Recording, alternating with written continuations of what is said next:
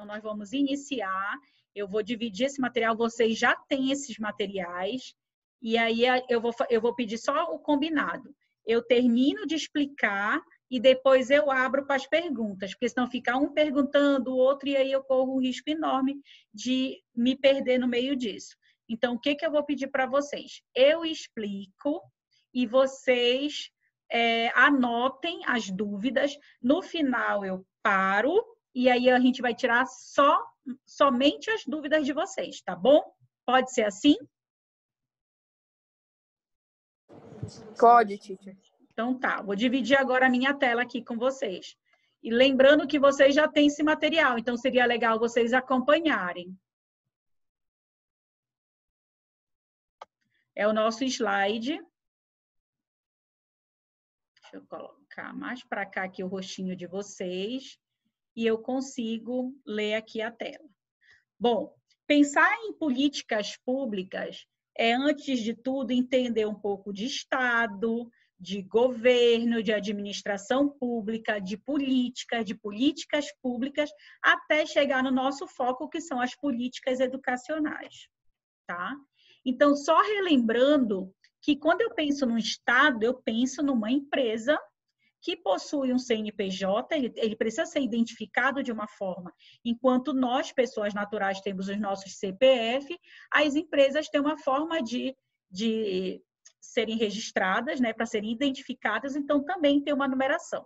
Se ele é uma empresa, significa que ele tem obrigações e ele recolhe para isso também, ele também tem seus lucros.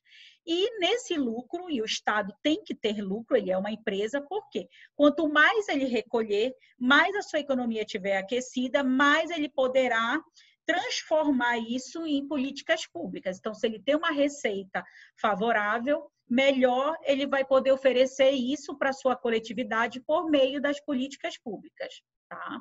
Então, quando eu penso nesse Estado, eu tenho que pensar dessa forma.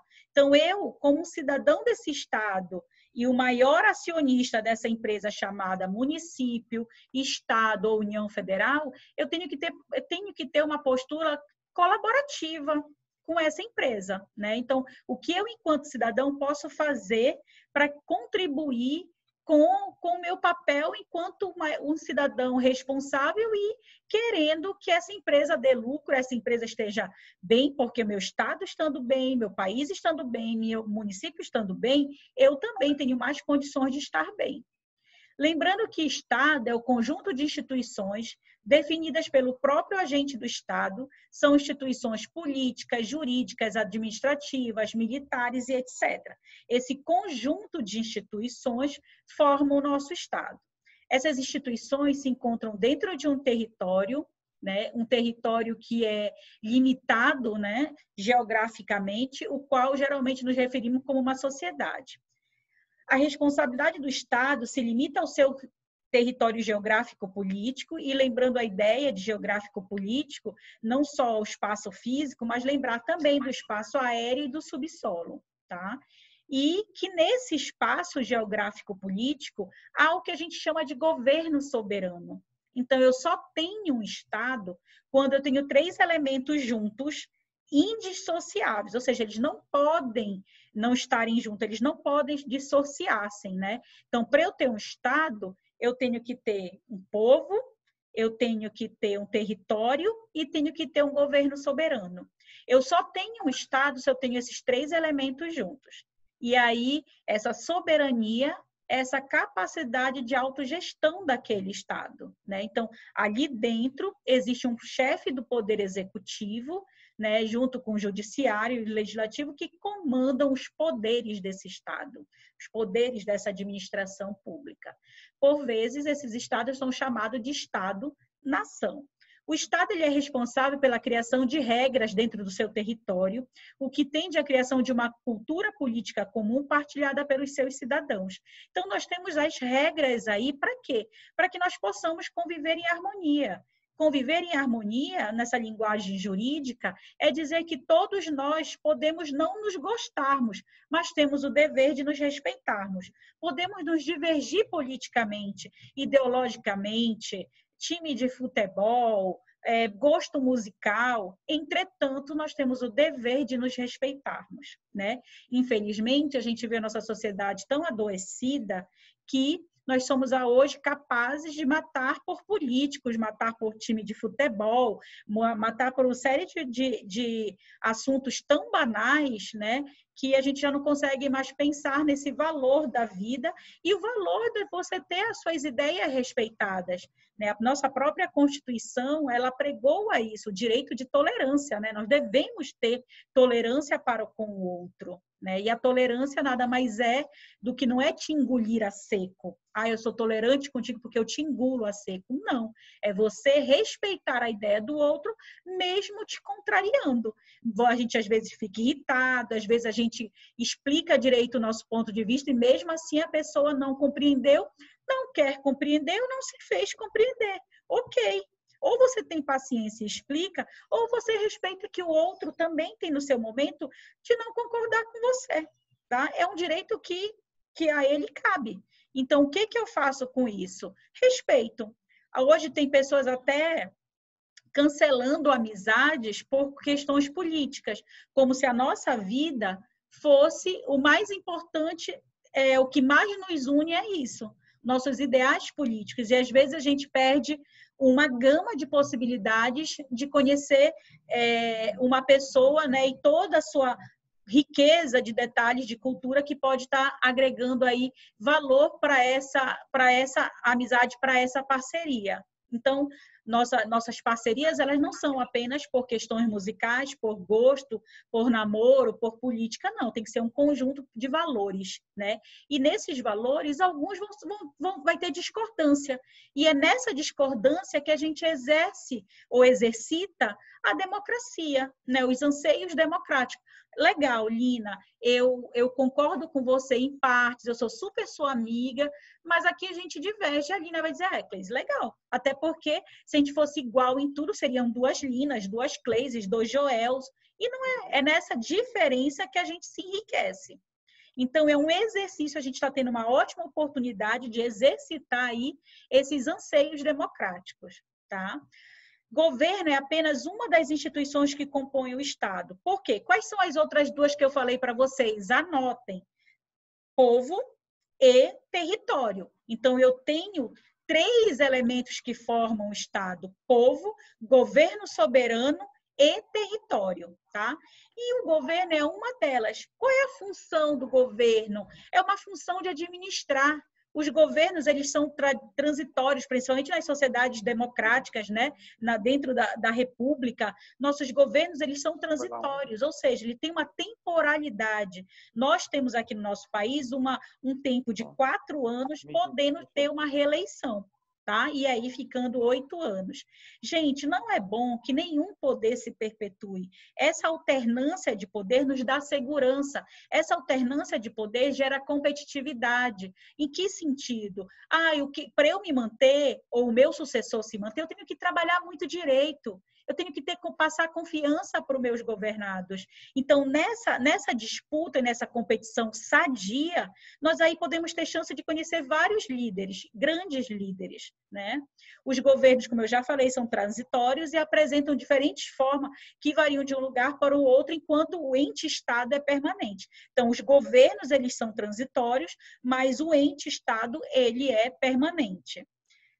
O governo, ele é um conjunto de órgãos e as atividades que eles exercem no sentido de conduzir politicamente, definindo suas diretrizes supremas. Ora, se o governo é o conjunto de órgãos e suas respectivas atividades, então, para eu colocar em prática uma atividade, é porque antes de tudo isso eu tive uma diretriz. Eu tenho um plano de trabalho, eu tenho as diretrizes supremas que irão determinar o que eu vou fazer para a administração.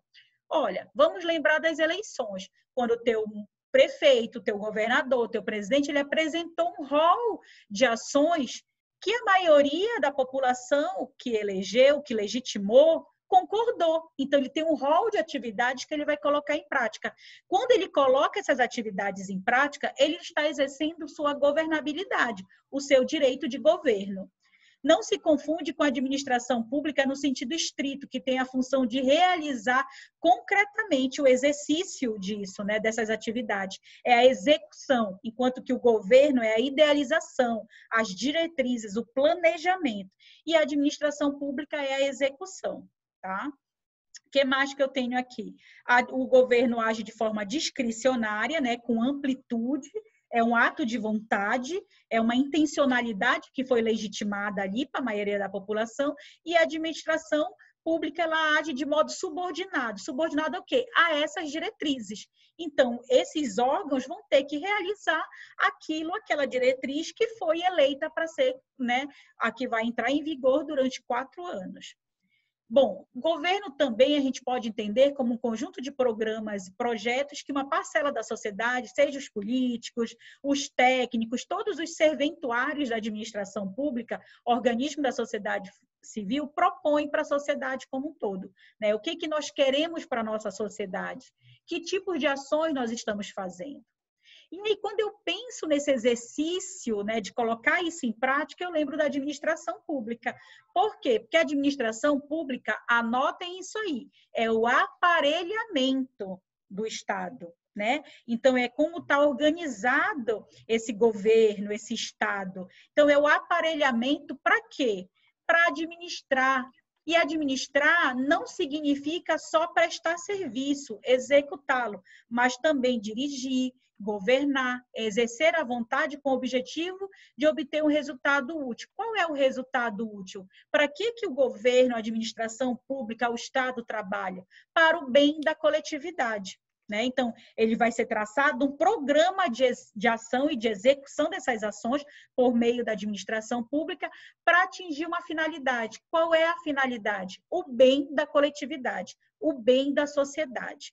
Toda administração pública trabalha para um objetivo final, que é o bem da sociedade, tá? Em benefício da sociedade, em benefício da coletividade. Lá no artigo 37 da nossa Constituição Federal, a gente tem assim no seu caput.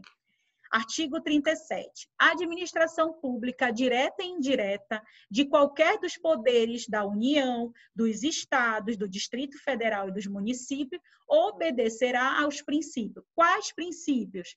Legalidade, impessoalidade, moralidade, publicidade e eficiência.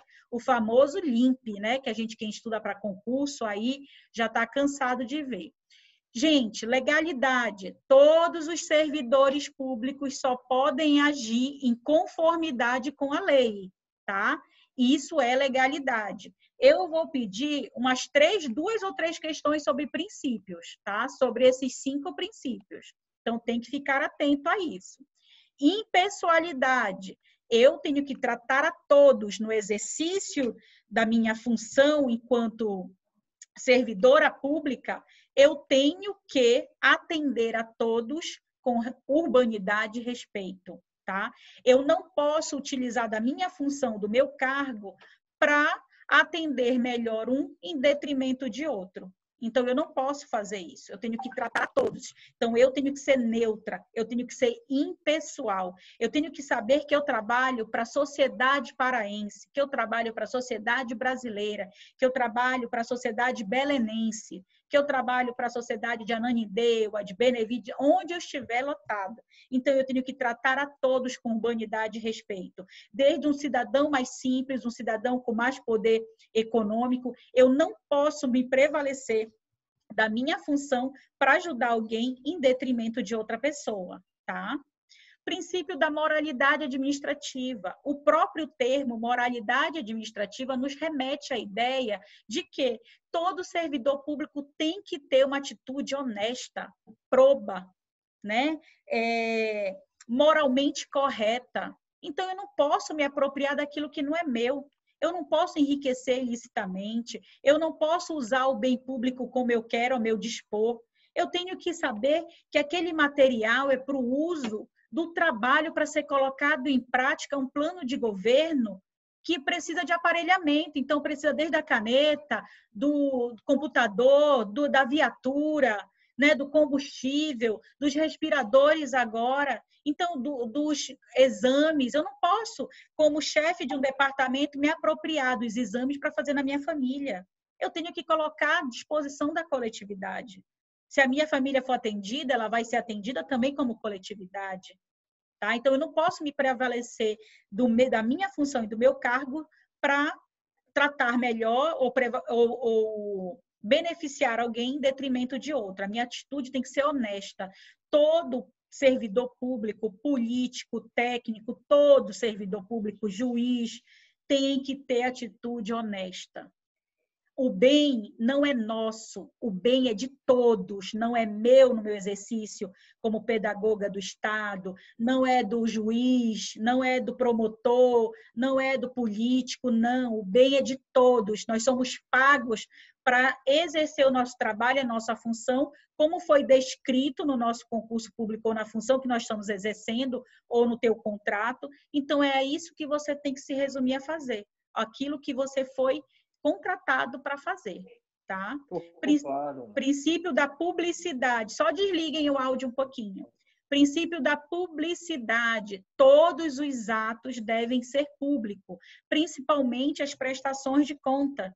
Se eu sou um gestor público, como não deixar ter um quadro de prestação de conta? Os portais aí da transparência são os ótimos exemplos disso, de publicidade, as audiências que são públicas.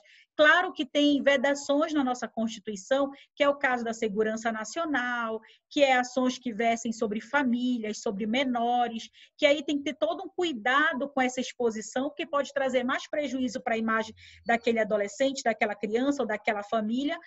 Então, é melhor que ela caminhe em segredos de justiça. Mas, fora isso, tudo que for sobre administração pública, gente, vamos fazer um asfalto da rua, quanto custa? Quanto é que sai? Bora olhar essa licitação. Será que esse preço é isso tudo mesmo? Será que esse hospital é tudo isso? Será que essas viaturas custam tudo isso? Então, a gente precisa administrar aí o bem, né? Na legalidade, na impessoalidade, na moralidade, de forma pública, de forma notória.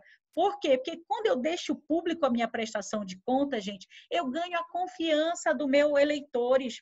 Eu vou ter o apoio daqueles que estão dizendo, tá aqui, eu estou sabendo quanto é um preço justo. Eu fui fuçar aqui na internet, o preço da lâmpada é isso mesmo, o preço do respirador é isso mesmo. E não colocar preços exorbitantes, não prestar conta, e a gente não tem ideia do que se ganha por trás disso, né? Que, infelizmente, nós vimos aí de uma onda de corrupção, então a gente já fica, enquanto cidadão, meio escabriados, desconfiados. Isso não é saudável para nenhuma democracia. E, por fim, o princípio da eficiência. No princípio da eficiência, nós temos aí esse servidor, e aqui eu quero, por favor, que vocês façam um asterisco. Princípio da eficiência. Ele foi incluído na emenda constitucional de 1998, tá? A emenda constitucional número 19. E aí as minhas colegas e os meus colegas que estão aqui junto comigo nessa sala vão lembrar que a gente tem falado muito da década de 90, a gente tem lido, conversado. Esse texto que nós vamos tirar, que nós vamos trabalhar nele, fala disso, dessa reforma administrativa, desse modelo gerencial, onde absorve, o poder público começa a absorver na década de 90 as boas práticas da iniciativa privada. Então, olhem o que aconteceu. A partir da década de 90, a administração pública recepcionou as boas práticas da iniciativa privada, tanto que incorporou no bojo da sua Constituição, lá em 98, o princípio da eficiência, que diz o seguinte, que esse administrador público, esse servidor público, esse gestor público, ele tem que ser produtivo, ele tem que cuidar dos recursos, ele tem que ter fazer uma relação de custo-benefício, ele tem que ser proativo, assíduo, competente, ele tem que ter habilidades e competências, ele tem que medir resultados, ele tem que trabalhar com resultados. Alcançamos os nossos resultados? Quais foram as nossas metas? Alcançamos as nossas metas? Para transformar a administração pública sob a égide, né, de transformar a administração pública em num modelo que fosse competitivo, menos oneroso, menos burocrático, e aí a gente tem um modelo gerencial de administração, tá? Guardem isso, porque esse modelo gerencial da década de 90 impacta diretamente na educação. Se eu tenho um modelo que olha a administração, a administração pública dessa forma, eu também vou ter uma saúde assim, eu também vou ter uma educação assim, eu vou também ter outras políticas de desenvolvimento econômico assim, e assim sucessivamente, tá? Então, guardem isso aqui, esse asterisco, que nós vamos depois nos remeter a reformas na educação. Tá? Então, essa é a ideia de eficiência. E aí a gente passa para o termo política, né, que vem de políticos, né, políticas, do grego, um termo grego, né, que significa, vem de polis, que se relaciona àquilo que é urbano, de cidade, do que é público, do que é civil, né? Vem no termo grego, compreendida como uma comunidade organizada formada pelos cidadãos. Claro que lá na Grécia Antiga, os cidadãos eram os homens livres, os escravos não tinham voz, né? Mas na nossa sociedade moderna, todos nós temos aí vozes. Infelizmente, a gente não tem pessoas conscientes, né, do seu papel enquanto cidadãos. Mas hoje todos nós temos voz, podemos votar, podemos escolher nossos representantes, podemos delegar esse poder a eles de nos representar. Então, olha como isso é muito sério. A gente delega a um político, né, seja do legislativo, quer dizer, do legislativo, seja um vereador, um deputado estadual ou federal, seja aí um senador, né? Os nossos governadores, prefeitos, presidentes, olha a responsabilidade que a gente está fazendo de delegar que eles nos representem. Então, mais do que justo, meus amores, que nós também acompanhemos, que nós exerçamos o controle dessas atividades. Então, seria interessante você entrar no site da Assembleia, ver aí quem são o que os seus deputados estão fazendo na Câmara Legislativa, o que o seu deputado federal está fazendo lá no Congresso, seu senador, né? Quais são os projetos que ele tem colocado aí para votação, que ele está lutando para implementar, quais são as políticas públicas que ele está realizando. Então, é importante que nós acompanhemos, que o nosso voto não fique restrito apenas à escolha no momento da eleição. A gente tem a obrigação de acompanhar, né? É um papel nosso acompanhar. Então, com o decorrer do tempo, a política passou a designar também um campo dedicado de estudo na esfera das atividades humanas, articulada à coisa do Estado. Hoje a gente tem curso de graduação, de pós-graduação em políticas públicas, né? A gente também se tornou uma ciência política, é uma área do pensamento destinada a estudar os modelos de organização e funcionamento desse Estado. A gente tem aí vários conceitos de política pública. Asterisco aí, gente. Façam um asterisco para estudar bem isso, tá? Vou trabalhar e vou pedir conceitos de política pública para vocês. Olhem só o que o MIDI diz para a gente desde 95. Não existe uma única e melhor definição sobre política. Política pública se define como um campo dentro do estudo das políticas que analisa o governo à luz de grandes questões públicas. Ou seja, eu vou analisar se esse governo é bom ou não, se é um governo liberal, se é um governo neoliberal, se é um governo do bem-estar social, se é um governo populista, à luz das suas grandes questões. Que questões? As suas políticas públicas implementadas. O Lean, lá em 80, diz para a gente que política pública é um conjunto de ações do governo que irão produzir efeitos específicos. Quais efeitos específicos? Na educação, saneamento básico, habitação, desenvolvimento econômico, saúde, educação. Então, há várias áreas e vai ter os seus resultados dessa implementação. O Peters diz para a gente lá em 86 que política pública é a soma das atividades dos governos que agem diretamente, olha aí, administração pública centralizada, direta, ou através de delegação, administração pública o quê? Descentralizada, indireta, que influenciam na vida dos seus cidadãos. Claro, influenciam diretamente na vida, nas nossas vidas. O DI fala lá em 84, a definição de política pública como o que o governo escolhe fazer ou não fazer, o que ele privilegia fazer e o que ele não privilegia fazer. E isso já nos dá um ótimo indicador para a gente também analisar os nossos, né, governos, seja municipais, estaduais e federal. Quando nos referimos à política pública, estamos tratando principalmente de quê? Ideias e ações, e, sobretudo, ações governamentais, tá? Então, vamos pensar nisso. Pode-se, então, resumir, e aí anotem isso aí, faz um asterisco.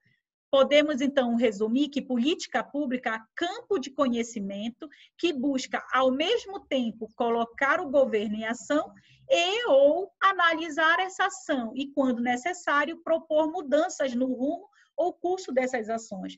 Por quê, gente? Porque uma coisa é eu idealizar, uma coisa é eu fazer um plano de trabalho, outra coisa é eu colocar em prática. Vocês sabem que a gente pode ter uma política pública lá em cima, um programa todo formado, mas na hora de colocar em prática a gente tem tanta dificuldade que, claro, que ela vai mudando.